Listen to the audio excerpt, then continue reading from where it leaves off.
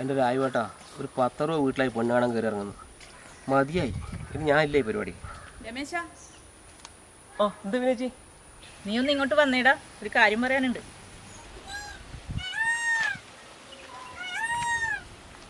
അതെന്താ ഓനോട് മാത്രം ഒരു വിഷയം പറയലോട്?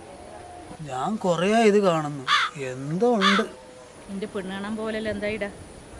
ഒന്നും ആയിട്ടില്ല വിനേച്ചി, ഒരു 10 കണ്ടു, മതിയാക്കി. എന്താടാ നീ മതിയാക്കിയത്? നീ കൊടുക്ക് പ്രകാശന്, ആഴ്ചക്ക് 2000 3000 വെച്ചിട്ട്. അതെന്താ വിനേച്ചി നിങ്ങൾ അങ്ങനെ പറയുന്നു? ബ്രോക്കർക്ക് പൈസ കൊടുക്കാണ്ടൊന്നും ആവില്ലപ്പാ, അവരാകുമ്പോൾ എങ്ങനെ തട്ടിക്കൂട്ടി ആക്കി തരും. തേങ്ങയാണ്, നീ പൊട്ടനാന്നടാ, മാരപ്പൊട്ടൻ. അതെന്തോ അർത്ഥം വെച്ചിട്ടാണല്ലോ വിനേച്ചി പറയുന്നത്. നിങ്ങൾ കാര്യം പറ. നീ കഴിഞ്ഞ ഞായറാഴ്ച ആ ചെറുകുന്നിലെ പ്രഭാരേട്ടൻ്റെ മോളല്ലേ പെണ്ണ് കാണാൻ പോയത്? അതെ, പ്രഭാരേട്ടൻ്റെ മോൾ തന്നെ. അതെന്തോ ജാതക പ്രശ്നമായിട്ടുണ്ടോ അങ്ങനെയാലും പറഞ്ഞേ. രമേശ, ഞാൻ നിന്നോടൊരു കാര്യം പറഞ്ഞേക്കാം. ആ കുടുംബമായിട്ട് നല്ല ബന്ധമുള്ളതാണ്. അയാൾ എങ്ങനെയുള്ള ആൾക്കാന്ന് കെട്ടിച്ചു കൊടുക്കുക എന്നുള്ളത് ആ ബ്രോക്കറോട് കൃത്യമായിട്ട് പറഞ്ഞതാണ്. ഞാൻ ടൈൽസ് പണിക്കാരനായിട്ടാണ് വിനേച്ചി അങ്ങനെ പറയുന്നത്. ഞാൻ അത് തന്നെയാണ് ഉദ്ദേശിച്ചത്. ഒരു ദിവസം 1000 ഉറുപ്യ കിട്ടുന്ന അന്തസ്സുള്ള പണിക്കാരൻ തന്നെയാണ് നീ നിനക്കറിയാം, അത് ഞാൻ സമ്മതിച്ചിന്. പക്ഷെ അവർ ഗവൺമെൻറ് ജോലിക്കാരനല്ലാണ്ട് വേറൊരാൾക്കും കൊടുക്കൂല. ആ കാര്യം നിന്നോട് പ്രകാശം പറഞ്ഞിനാ. ടൈൽസിൻ്റെ പണിയും തേപ്പിൻ്റെ പണിയും ഒന്നും പ്രശ്നമില്ലാതെ പ്രകാശേട്ടൻ പറഞ്ഞു. നല്ലൊരു കുടുംബം വേണമെന്നേ പറഞ്ഞു. പക്ഷെ പ്രകാശേട്ടൻ ഇങ്ങനെ ചെയ്യുമെന്ന് ഞാൻ വിചാരിച്ചിട്ടാ. എന്താ രമേശ? ഒന്നുമില്ല രാജുവേട്ടാ. ഞാൻ പറയാനുള്ളത് പറഞ്ഞേ രമേശ. ഇനി ആഴ്ചക്ക് പണിയെടുത്ത പൈസ മൊത്തം ആ പ്രകാശനെ കൊണ്ടുപോയിട്ട് കൊടുക്കാൻ നിൽക്കണ്ട കേട്ടാ. എന്താന്ന് രമേശ പ്രശ്നം?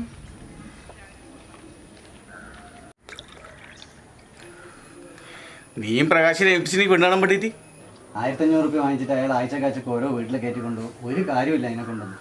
അവിടെ ആയ കാലത്ത് എനിക്കല്ലേ ഏതെങ്കിലും ഒന്നിന് വളച്ചൂടെ? ഒരാഴ്ച വണ്ടി കൊടുത്ത പൈസയാണ് അയാൾ ഒരു ദിവസം കൊണ്ട് കൊണ്ടുപോകും. എന്താ രമേശ? ഇവിടെ അച്ഛനില്ലേ? ഇതാ പ്രകാശേട്ടാ, എന്നോട് ഇത് വേണ്ടായിരുന്നു. എന്ത് രമേശ, എന്ത് പറ്റി? എന്നാ നീ പറയാ? പ്രകാശേട്ടാ, എല്ലാ ഞായറാഴ്ച 1000 റുപ്യ തന്നിട്ട് ഞാൻ നിങ്ങളൊന്നും വരുന്നില്ലേ പെണ്ണാടാൻ വേണ്ടിയിട്ട്? നിങ്ങൾ ചിലവെല്ലാം ഞാൻ എടുക്കുന്നില്ലേ? ഞാനൊരു ടൈൽസ് പണിക്കാരാന്ന് നിങ്ങൾക്ക് അറിയില്ലേ? എന്നോട് ചെയ്യാൻ പാടില്ലായിരുന്നു നിങ്ങൾ. എനിക്ക് നിങ്ങളോട് ഒറ്റ കാര്യം ചോദിക്കാമല്ലോ. കഴിഞ്ഞ ആഴ്ച ആകുമ്പോൾ പെണ്ണാൻ പോയിട്ടേ ആ വീട്ടുകാരെന്നാ പറഞ്ഞു സാധാരണക്കാരൻ അയക്കെന്ന് പറഞ്ഞാ. എന്റെ രമേശ, നീ എനിക്ക് ഇരുന്ന് സംസാരിക്കാം. അവർ ഗവൺമെന്റ് ജോലിക്കാർക്ക് അവരെ മുള കൊടുക്കൂല് പറഞ്ഞല്ല. നിങ്ങൾ ബ്രോക്കറല്ലേ, നിങ്ങൾ അറിഞ്ഞിട്ടുണ്ടാവല്ല. എന്റെ രമേശ, നീ മറ്റുള്ള പോലെയല്ല, സാധാരണക്കാർക്ക് കൊടുക്കുന്നു പറഞ്ഞിട്ടില്ല നിന്നെ കൂടി കൊണ്ടുപോയി. സാധാരണക്കാർക്ക് കിട്ടുന്ന പെണ്ണ് മതി, പക്ഷെ അയക്കാത്ത പെണ്ണെടുക്കാം. കളവുണ്ടെങ്കിൽ കൊണ്ടുപോകാൻ പാടില്ല. രമേശ, നിന്നെ ആരോ തെറ്റിദ്ധരിപ്പിച്ചേട്ടാ. സാധാരണക്കാർക്ക് എന്താ ഇവിടെ പെണ്ണില്ല? നിങ്ങൾ തെറ്റിദ്ധാരണ ഞാൻ മാറ്റിത്തരാം. എന്താ ചെയ്യേ?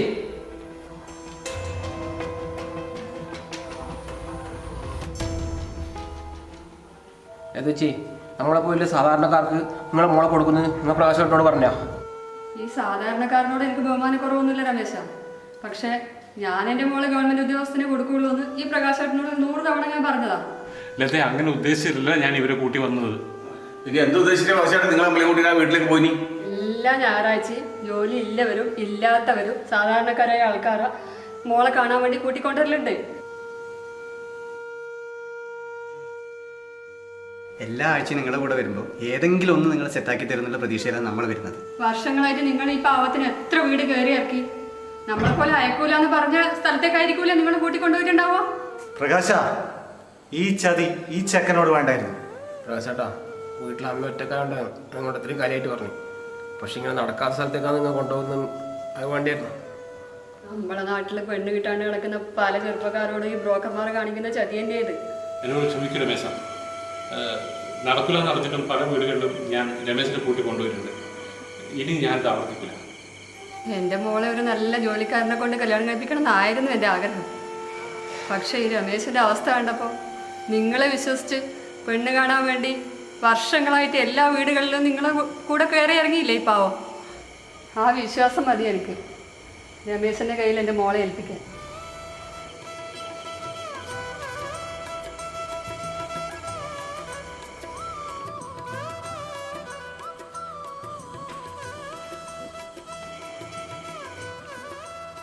നിങ്ങൾ ആലോചിച്ചിട്ട് തന്നെയാണോ ഈ തീരുമാനം എടുത്തത്? ഞാനൊരു സാധാരണ ടൈൽസ് പണിക്കാരനാണ്. ജോലിൻ്റെ വലിപ്പം നോക്കി തീരുമാനം എടുക്കുന്ന ഒരു രക്ഷിതാവ് തന്നെ ആയിരുന്നു ഞാൻ. പക്ഷേ രമേശിൻ്റെ അനുഭവം എന്നെ മാറ്റി ചിന്തിപ്പിച്ചു. പക്ഷെ പ്രകാശേട്ടാ, ഈ കല്യാണമായിട്ട് നിങ്ങൾക്ക് ഒരു ബന്ധവും ഉണ്ടാവില്ല. അച്ഛൻ അങ്ങനെയെങ്കിലും ഒരു സാധാരണക്കാരന് ഒരു നല്ല പെണ്ണ് കിട്ടിയില്ലേ?